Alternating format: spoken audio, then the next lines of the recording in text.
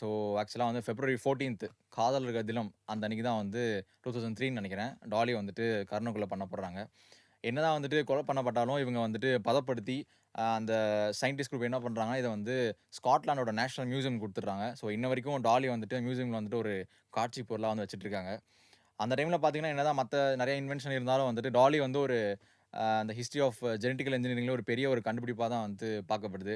டாலிக்கு அப்புறம் நெறையா உயிரினங்களும் இதே மாரி சேம் ப்ராசஸ் ஃபாலோ பண்ணி வந்துட்டு குளோனிங் பண்ணியிருக்காங்க. ஃபார் எக்ஸாம்பிள் குதிரை, நெறையா எலிகள், நெறையா பாம்புகள் இந்த மாரி வந்து சேம் ப்ராசஸ்ல வந்து பண்ணியிருக்காங்க. பட் இருந்தாலும் வெத போட்டது வந்துட்டு டாலி தானே.